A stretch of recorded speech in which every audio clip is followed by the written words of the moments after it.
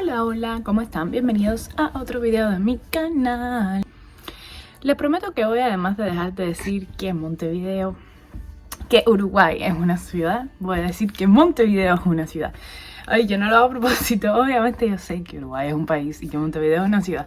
Simplemente que no sé por qué me sale de esa manera. Hoy no vamos a salir a la calle porque comenzó un poquito el frío. ¡Bienvenidos al Himalaya! Bueno, no por eso. Pero hoy les traigo un video que para mí es un poco especial, porque como otro de mis videos es una experiencia mía, personal, que vengo a contarles. Como muchos de ustedes ya saben, yo estuve viviendo un tiempo en Rusia. Y claro, uno les habla de Rusia y yo me imagino que, bueno, independientemente de los problemas políticos, etcétera, dice, wow, Rusia, muy lindo Rusia. Moscú, que además era donde yo estaba, la ciudad. Dirán, wow, debe ser genial vivir en Moscú y todo. Pero hoy les voy a contar la realidad, cómo vive un cubano o bueno, cualquier inmigrante en Rusia. Así que vamos con el video de hoy.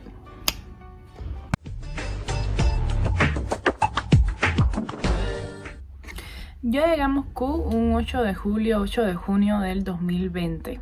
Obviamente viendo un poco de la situación que había en mi país, que era bastante difícil. Bueno, que se estaba empezando a poner más difícil de lo que ya era, porque después que yo me fui empeoró. Y Moscú para nosotros, bueno, Rusia para nosotros es un país de libre visado, un país en el cual podemos ir a estar durante 3 meses, es decir, te dan 90 días de visa. Luego tienes que salir, volver a entrar, etc. Normalmente no te puedes quedar ahí. Yo me sentía muy mal en mi país, la situación estaba siendo bastante complicada. Además de que con los salarios de cualquier trabajo ya no te da para nada. Y bueno, pues tomé la decisión de irlo. Vendí todas las cosas que tenía en mi casa. Yo vivía sola con la pareja que tenía en ese momento y mis 2 perritos. Y entonces pues vendí todas las cositas así que tenía en la casa que tuvieran algún tipo de valor. Saqué mi pasaje y me fui. Llegué para casa de unas amistades que tenía ya en ese momento. Ahí me estuve quedando un tiempo. Después a Moscú llegó una amiga mía en mi misma ciudad, de Santa Clara. Y nos pudimos alquilar entonces juntas en una renta. Las rentas de Moscú no son muy difíciles de conseguir, en el sentido de que hay muchísimas. Y por ejemplo yo les decía que aquí es con garantías o con muchos depósitos. Allá normalmente te piden solamente un depósito y o 2, cuando más, y pues consigues una renta fácil. Lo que sí que es verdad que para conseguirlas baratas siempre son fuera de la ciudad, es decir, que están a 1 hora del centro o un poquito más a veces. Entonces yo en este video lo que les quiero comentar, independientemente de como ya les dije, la ciudad es hermosa. Para mí Moscú es uno de los lugares más lindos que yo he visitado.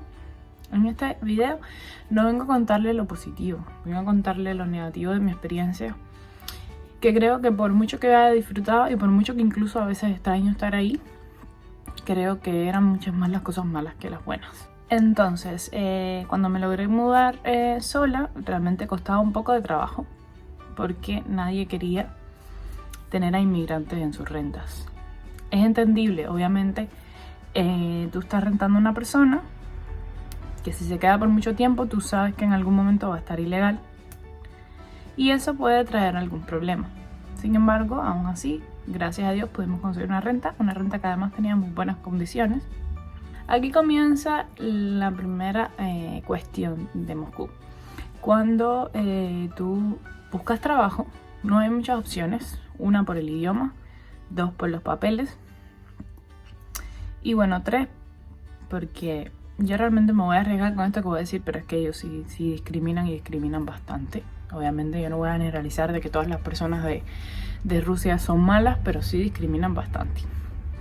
Entonces, básicamente en Moscú lo que un cubano puede hacer es trabajar en un call center o limpiar lo que ellos llaman magazine, que allá son como los mercados y esas cosas. Yo, por una amistad que tenía, pude conseguir el trabajo en el call center. Me presenté a la entrevista, me hicieron la entrevista en inglés. El call center, como vendía para países de Latinoamérica, no necesitaba saber ruso. Y pues yo pude tener ese trabajo. Pero la mayoría de la gente que llegaba a Rusia casi siempre tenía que primero trabajar en tiendas limpiando. En tiendas donde se les trataba extremadamente mal, donde incluso muchas veces las dueñas, si tú estabas limpiando el piso, te viraban el cubo de agua. O te mandaban a limpiar lugares que ya tú habías limpiado hacía 2 minutos y pues sí, los maltrataban bastante, porque yo tengo amistades muy cercanas que pasaron todo ese trabajo y que se las vieron súper mal. Muchas veces incluso si el dueño era un hombre, podía incluso insinuarse o podía incluso amenazarte con botarte si no hacías lo que él quería, cosas así. Y sé historias y no historias lejanas. No voy a hablar solamente de los rusos, porque muchos cubanos que también están ahí, entre ellos mismos realmente se las hacían pasar peor, porque muchas veces, por ejemplo, cuando ya yo estaba dentro del call center, habían cubanos que le cobraban a otros cubanos dinero para que pudieran trabajar. Es decir, yo estoy trabajando y yo te digo, si quieres entrar, si quieres que yo te consiga una entrevista, dame $300, te consigo la entrevista y a ver si quedas o no, porque eso era lo otro. Tú hacías la entrevista, pero podías quedar o no quedar en el trabajo y perder dinero porque te estaban cobrando. Entonces sí, el cubano también que está en Moscú tiende mucho a estafar, porque además tú podías ir directamente al call center, presentarte a la entrevista sin que nadie te cobrara. Y así también pasaba con trámites de rentas y de todo, que bueno, realmente eso es algo que a mí me avergüenza muchísimo sobre la gente, o sea, sobre mis paisanos, por así decirlo, porque con el trabajo que nosotros pasamos en nuestro país es muy duro llegar a otro totalmente nuevo, y que personas que lo saben mejor que nadie pues se aprovechen de uno. Pero bueno, nada, son cosas que pasan. Entonces yo conseguí trabajo en el call center. El call center se trabajaba de 6 de la tarde a 6 de la mañana. Sí, de 6 de la tarde a 6 de la mañana, un turno de 2x2. Obviamente nosotros no teníamos un contrato, no nos hacía un contrato. Muchas veces la policía venía al edificio y tenían que cerrar el edificio, nosotros no podíamos salir. Y toda esa serie de situaciones. El salario, por supuesto, no era malo. O sea, no era el máximo, pero tampoco era el mínimo. Además tenías bonos dependiendo de las ventas que tú hicieras por teléfono, porque era un call center de vender.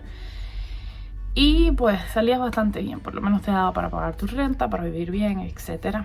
Pero un trabajo bastante estresante donde se te exigía muchísimo, donde muchas veces faltaba dinero en tu salario y tú no sabías por qué, y por mucho que tú intentaras encontrar una razón por la cual ese dinero no estaba, nunca nadie respondía por ti y tenías que conformarte con lo que te diera, aunque incluso tú pensaras que habías ganado más. Entonces sí, era un poco frustrante porque uno sentía que se estaba sacrificando. Realmente yo, a pesar de que a veces sí salía mucho, etcétera, igual los días de descanso eran un poco pesados, porque yo trabajaba de madrugada hasta por la mañana.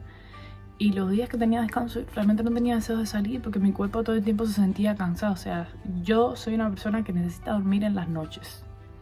Entonces el hecho de no dormir las noches, ya mi cuerpo se iba cansando poco a poco. Además no era la primera vez que lo hacía. Cuando estuve en Turquía yo trabajaba de la misma manera y estuve 2 años. Entonces ya yo necesitaba un trabajo en horario normal.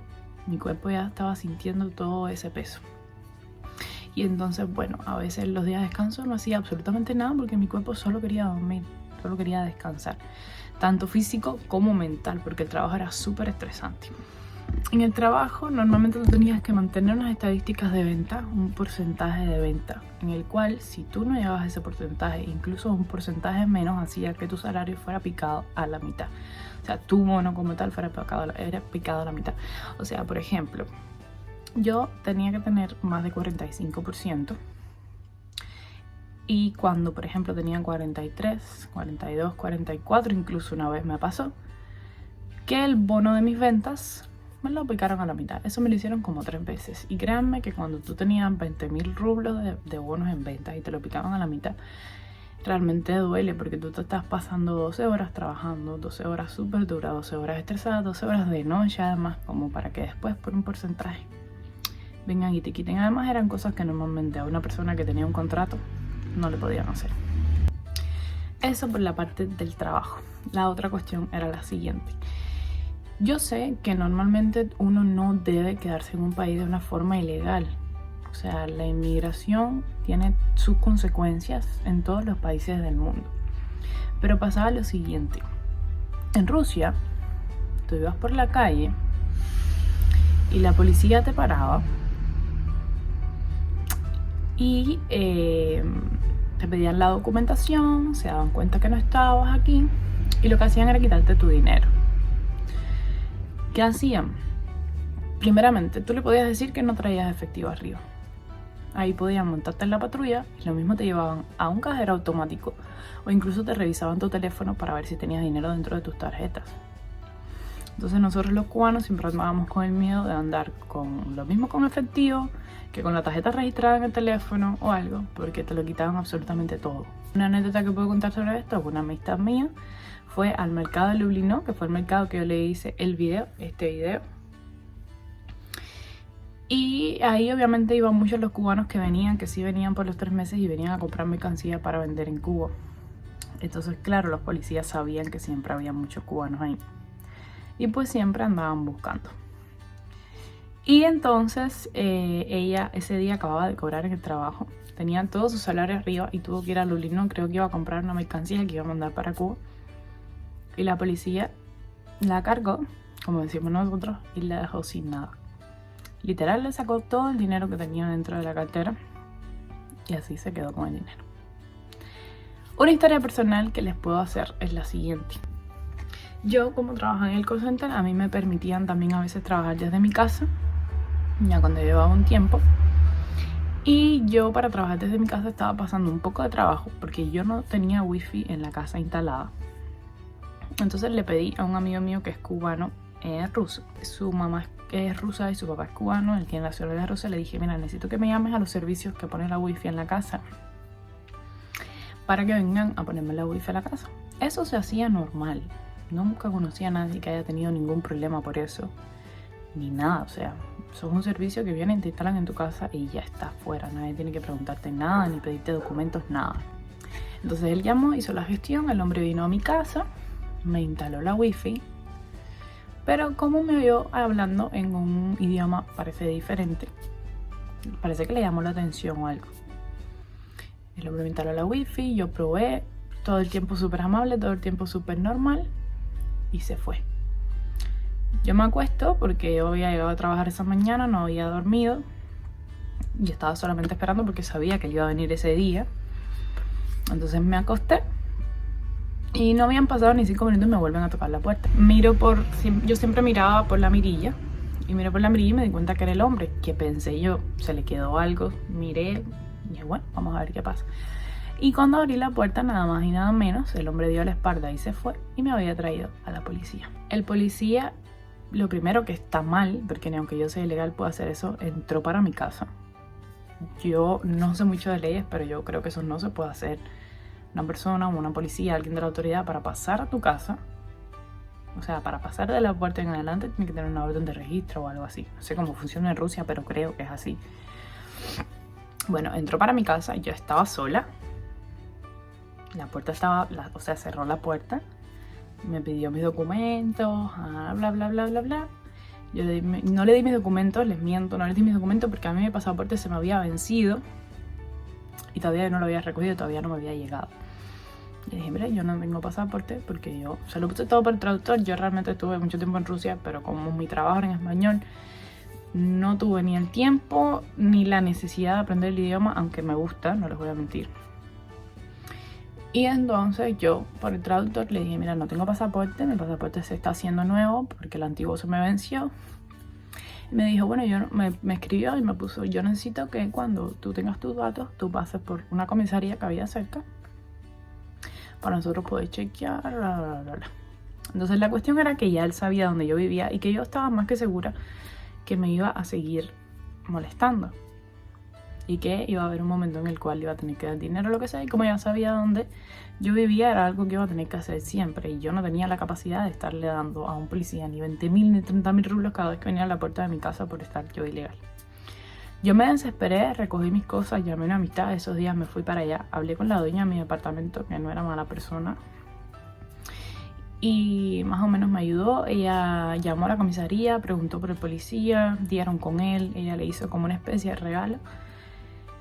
Y él le dijo que bueno, que no iba a ir más hasta dentro de un mes. Por suerte, yo conseguí otra casa, me mudé y nunca más supe de nada, pero pasé un gran susto. Y creo que es algo injusto.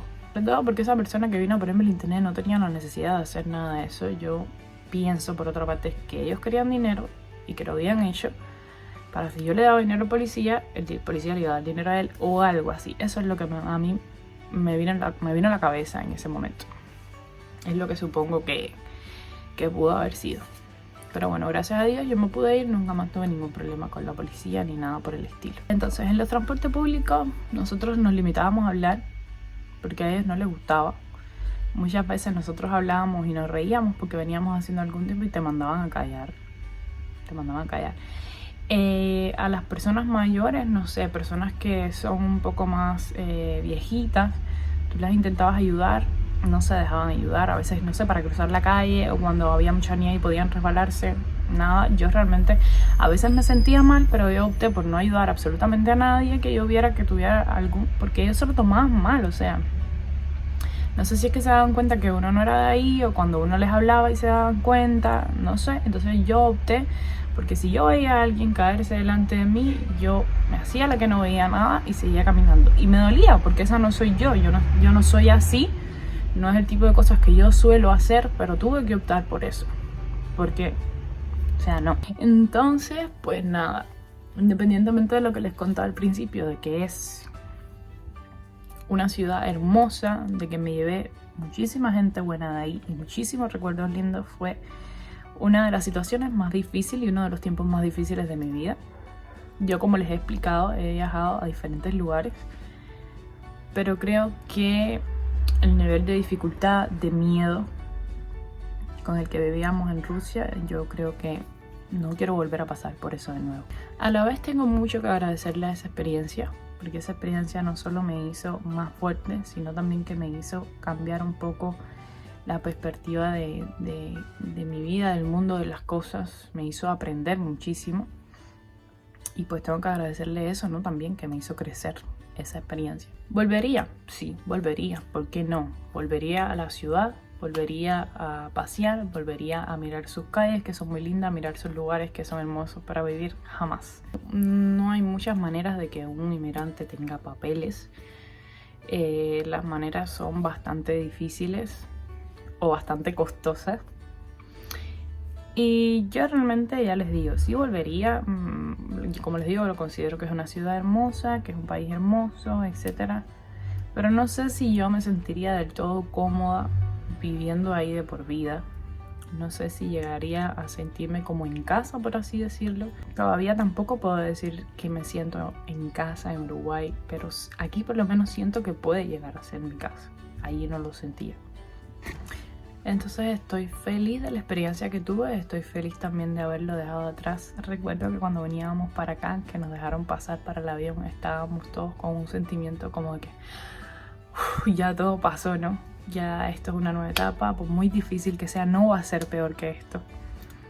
Y estábamos todos muy felices por eso. Extrañamos, ya le digo, extrañamos muchas cosas. En el sentido de que allá, por ejemplo, todo era un poquito más barato. Aquí nos está costando un poco acostumbrarnos a eso, pero como les vuelvo a repetir, aquí por lo menos yo en lo personal siento que puedo hacer raíces, siento que esto puede llegar a ser mi casa y en un sentimiento que allá no tenía.